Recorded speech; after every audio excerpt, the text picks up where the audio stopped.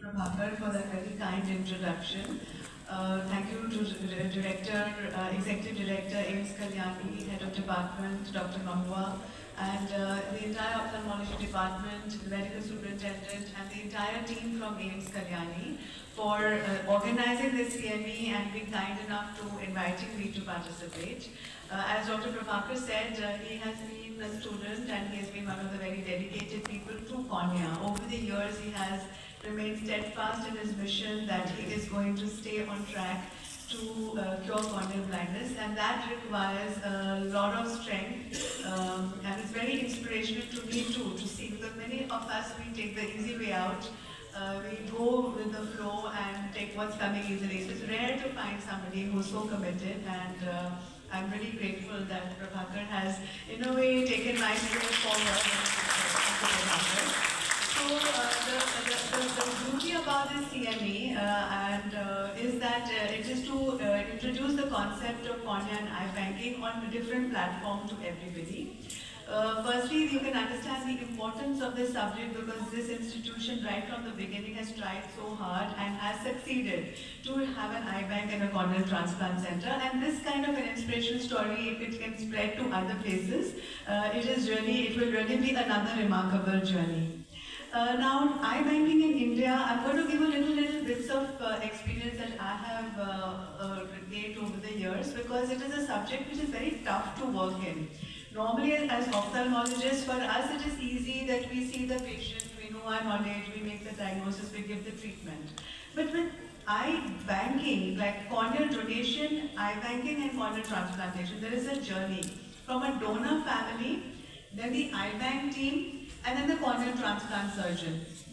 So often all these functions are done by usually the ophthalmologist, because the ophthalmologist has the patient in front, and then you have to do something, as Ma'am was saying, that you cannot keep sitting. You have to do something, and then you get everybody around you to help you to do something.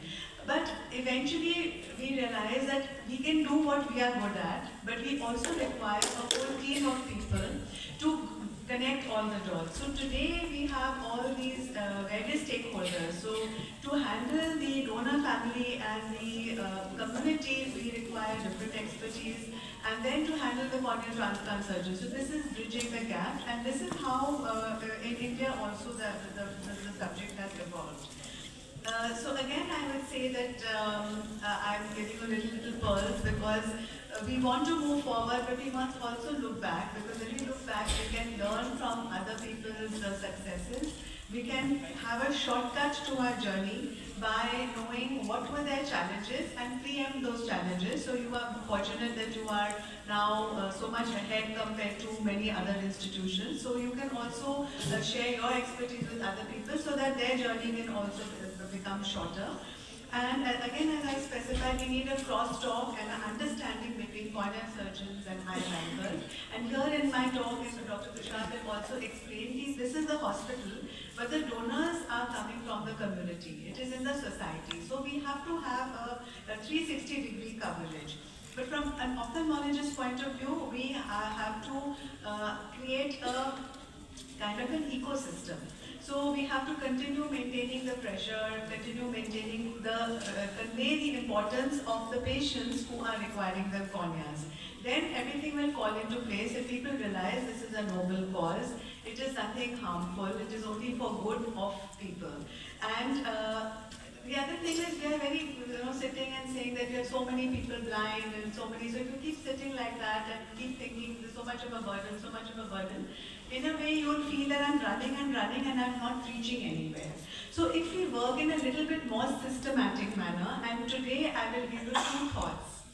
One thought is, I would like that in this state at least, AIIMS Kalyani can try to at least have a knowledge of how many people in this state are requiring keratoplasty.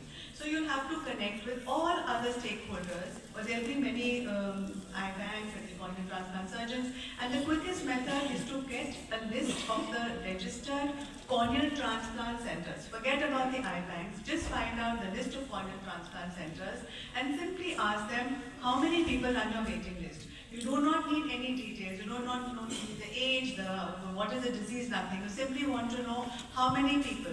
And if you can get that information through Roto Soto. But if not, then we'll have to think a way out. But get this information. So supposing you get an idea that there are 100 patients, 200 patients, 300 patients. Then you have a target that, okay, we have to do 300 keratoplasties, and you put a time limit that, depending upon your, from the eye banks, they must be knowing how many corneas they get average per year.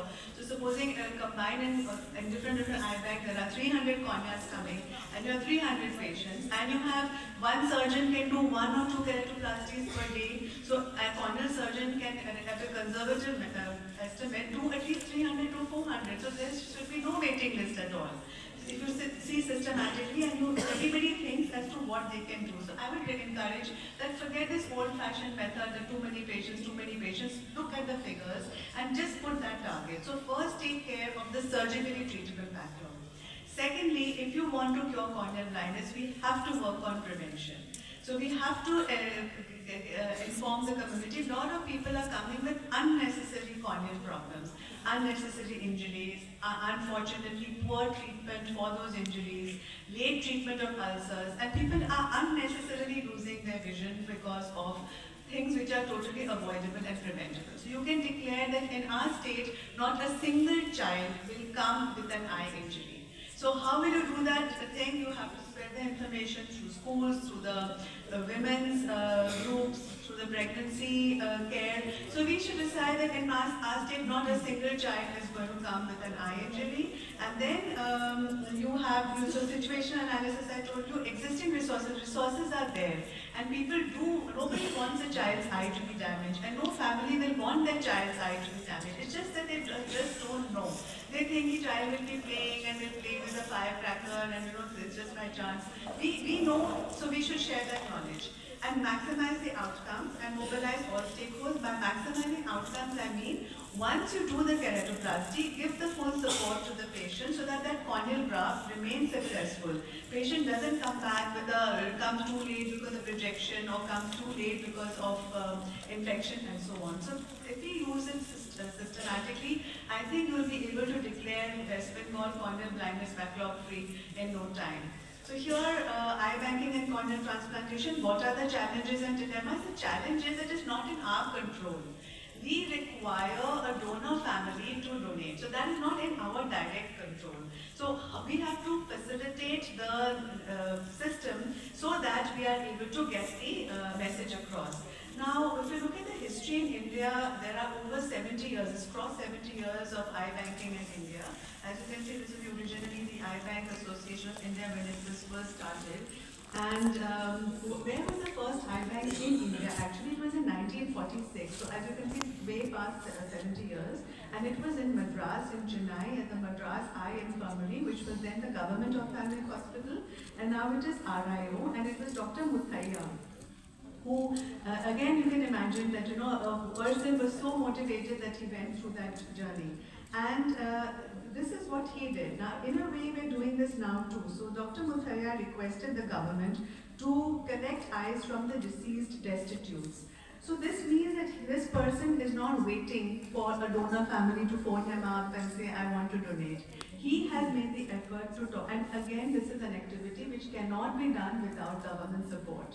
So we need community support, we need government support, and we need the ophthalmologists. Ophthalmologists can convey that this is a problem, it requires to be treated, this is how it is to be done, and keep pushing for anything which is acting as a hurdle. So this was the first concept that you approach somebody to give something, you don't keep waiting for that person to donate. And the first corneal transplant in the world was performed in 1905 in Austria, and even the second one. So it started in Europe. But now Europe is a little behind because they have been able to control the corneal blindness. Their requirement for cornea is very less. It's very, very rare to have a child come with a blinding corneal injury in any country over there. So that's another thing to be appreciated. Why do we have to keep saying we need more corneas, more corneas? So this is something that we can put a target. And we've had so many years from independence. If we put the target now, I'm sure in some time we can eliminate the unnecessary needless reasons for cornea. And the first corneal transplant surgery in India was done by Dr. Dhanda. This was in 1948. So if you see, like it was roughly about 30 years behind. So if you see generally the rest of the story I'll tell you, we're always about 30 years behind. But now I feel that the time has come that we should be ahead. There's no reason for us to remain behind. And this is a picture of RIO Chennai. And so 70 years was completed in 2016, so now we're coming on to 80 years.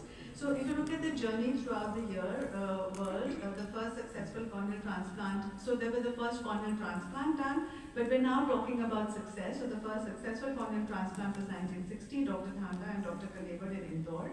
And then over the years, people have realized that we do not have to do full thickness keratoplasty. We can do lamellar keratoplasty, and this is not what is happening only now, but so many years ago, people realized. So there were pioneers all over the world working in this field. So 1944 was the first eye bank in the world in New York. So earlier, the concept was that the cornea was taken from the donor and directly transplanted into the recipient. There was no eye bank in between. But in America, they started this concept that you take the cornea, you preserve it, and then you transplant it after processing into a person. So we were about like nearby, 1944 in New York and 1948 in India. So there again we're catching up. And so 1946 was the first eye bank in India. Now coming to the Indian scenario, we do have the National Program for Control of Blindness surveys, and the major cause of blindness, corneal opacity, is the second most common cause, more than 50. So it goes without saying that it is a priority area, and this gives us a handle to approach government, to approach all stakeholders, that this is a priority. Why should our friends and relatives and other countrymen be needlessly blind because of lack of cornea, when there are so many people who are in a position to help? And the corneal opacity is the most common cause in 0 to 49 years. So here again, young people, they should not be injuring their eyes needlessly, and we need to take care. So the long journey is to cure corneal blindness. We have to do transplants. So what we are going to do is, now we're going to focus on transplants. We're going to make sure we have the donors to provide corneas for those transplants, and simultaneously, long term, we work on prevention. So eye bankers and cornea keratorefractive surgeries is one stakeholder, then there are the hospitals and eye banks, and this PME is specially nicely arranged that we communicate the information to public, healthcare providers, and also the community. And we'll tell you the ways. So this is the concept that we thought that can be miracle by dream. If we all decide to work together, we can have a mega initiative for eradication of corneal blindness by digitization. So if you have a digitization platform, immediately you should know where is the death happening. For example, in the hospital, you can have a death notification. The moment there is a death, anytime in the hospital or a case in the mortuary, automatically the message can go to the eye bank personnel. You can have a phone. So this is something that is implemented in AIIMS Delhi, that immediately you come to know that there is a death, because that is in-house, the person is there, the counselor can then approach that family. The family has lost a loved one, but they have an opportunity to do good. So often it gives them a solace that they have lost their loved one, but that person's vision or eyes can help somebody, 2 more people. And so re-energizing, again re-energizing, there are a lot of people who may be becoming disheartened. They're losing their motivation because they feel nothing is happening and they're working. So we have to re-energize them. Education, advocacy, we have to keep explaining to government where the difficulties are coming. We need to say that please solve this problem, please solve that problem. And multitasking. If you start having one person to do every job, it's going to be a very expensive affair, and doing that corneal transplant is going to cost lakhs of rupees.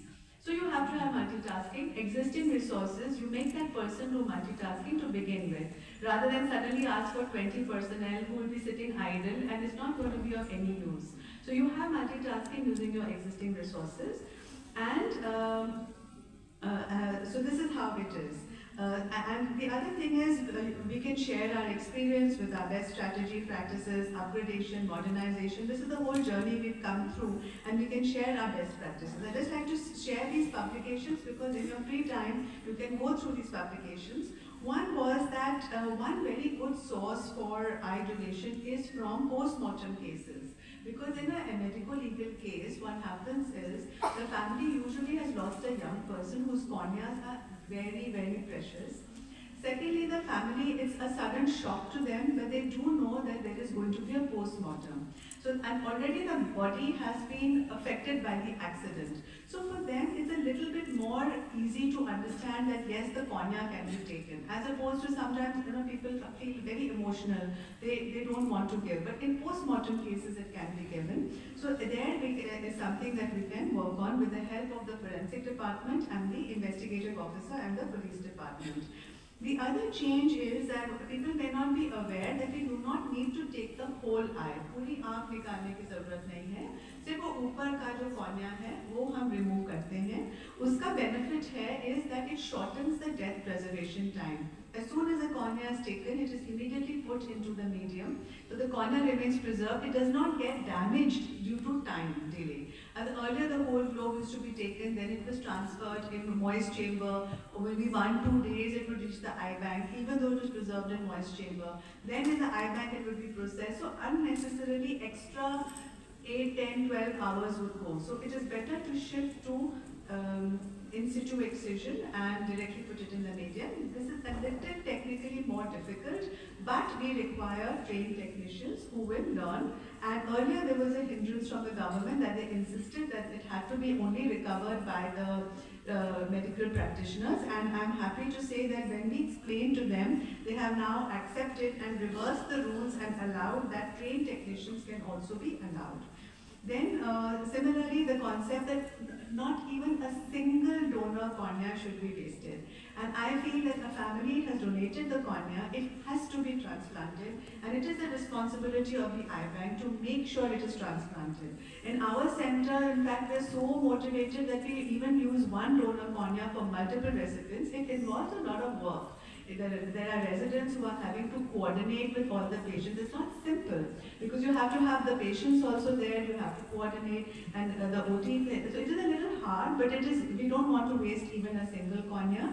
So only the zero positive corneas where the donor may have had an unknown infection and it is detected positive because of serology positive, those are the only corneas which should not be used. Otherwise, each and every cornea should be utilized, and I will tell you how that can be done. One is, of course, that you can use lamellar surgery, then I'll give you more examples, because those corneas which may not be having a good endothelial count, they can be used by the glaucoma surgeons, they can be used for patch grafts, they can be used in many ways, they have to be used for a person. The other thing is, many people have the concept that 6 hours is the time limit. So supposing it is 6 hours 15 minutes, 6 hours 30 minutes, they will say, oh, we can't take the cornea. That is not true. You have to see depending upon the circumstances. It may be that in North India it's very cold. And this again we realize by looking back and looking at other countries. So in countries like France, which is very cold, Canada, they take corneas even up to 48 hours after death. But those bodies are in the mortuary, they are refrigerated, that cold temperature is maintained. Obviously, we cannot blindly follow 48 hours in our country, we adapt. So we have studied 6 hours, 8 hours, 10 hours, 12 hours, and we keep titrating our time limit depending upon the season. In winter, we extend it to 8 hours, and if the body is refrigerated in the post-mortem cases, it is always transferred immediately to the mortuary where they maintain the proper temperature. So if the proper temperature is maintained, you can even take it up to 12 hours. And if you have any concerns, don't stop it, but tackle the concerns, and I'll give you an example. So this was Dhaval Patel, my thesis candidate, who did a study of death preservation time. Again, I won't waste time giving you all the details, but we looked at it very systematically, and we were able to show that you don't have to blindly take 6 hours as your cutoff.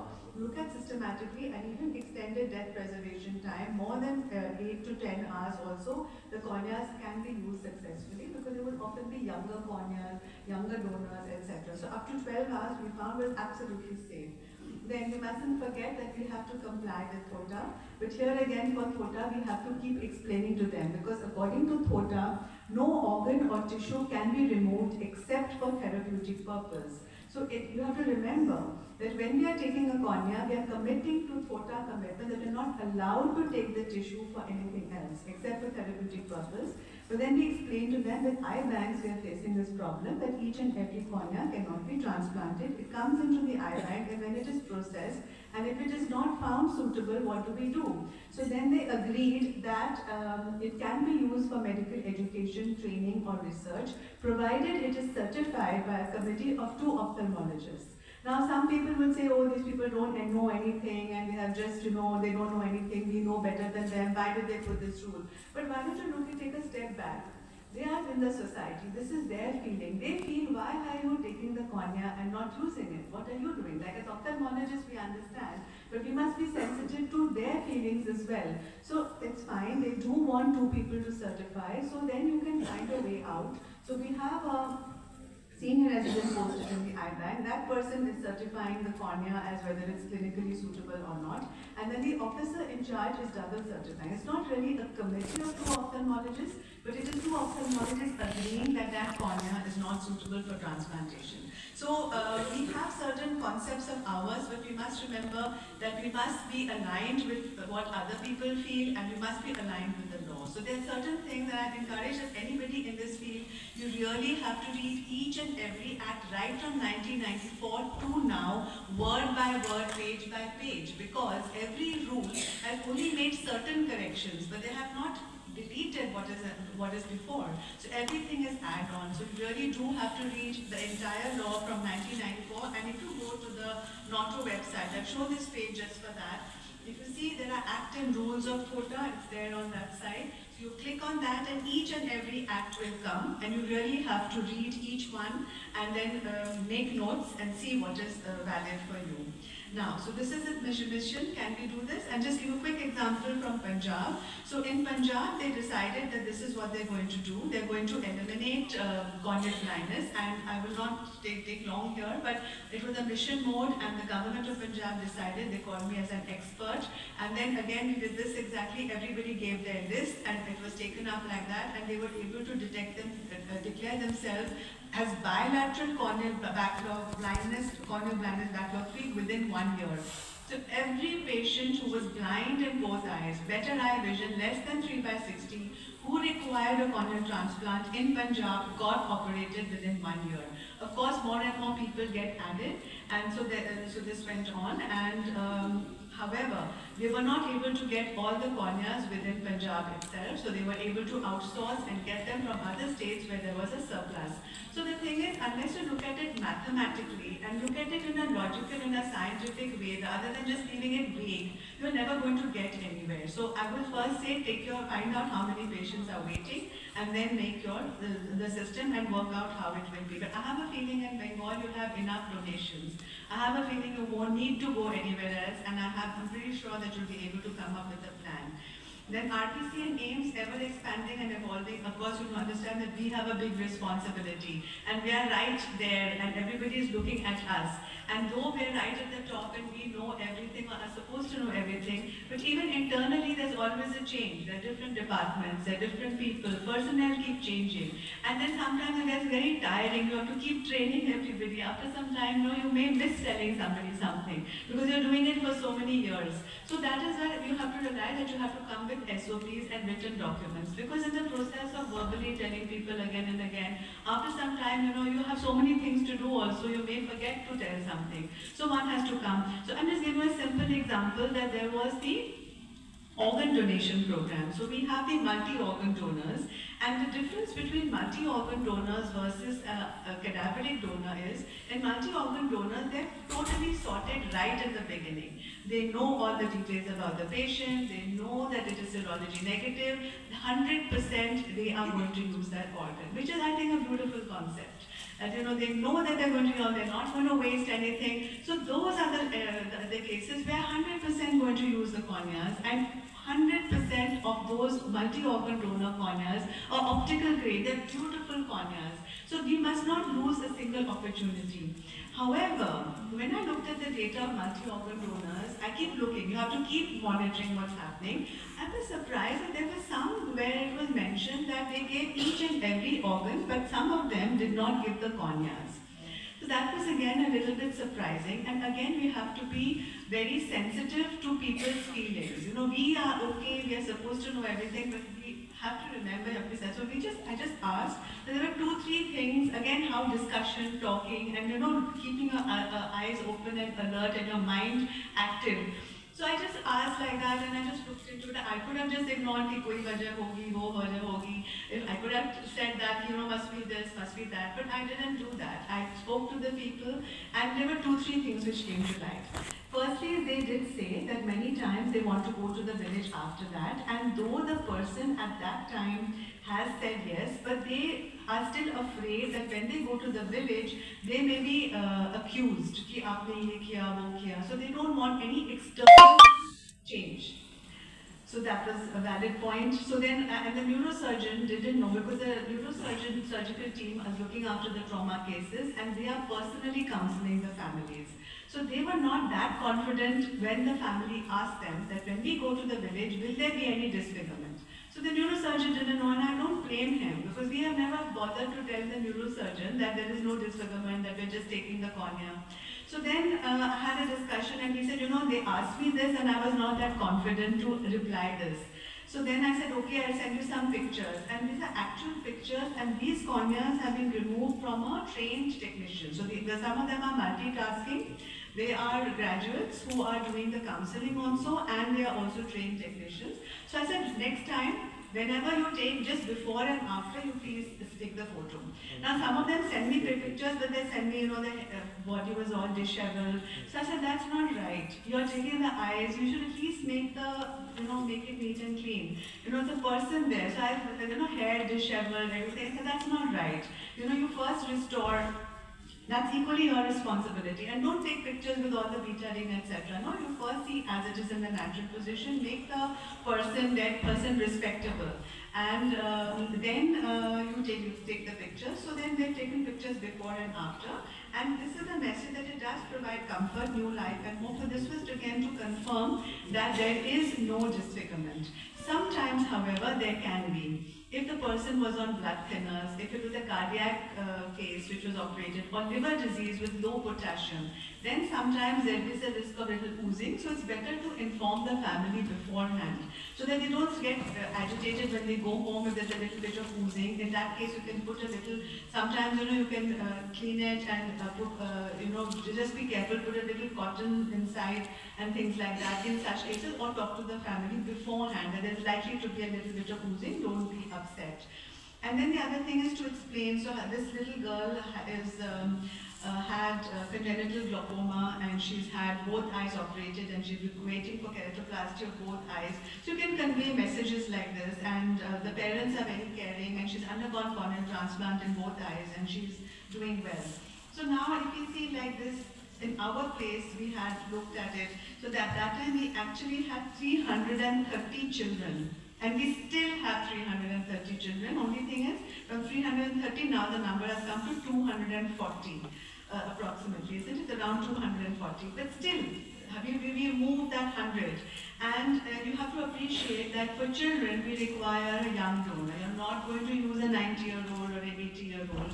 So at least below 20 or at least below 30 is what we try. We try below 20 for the children.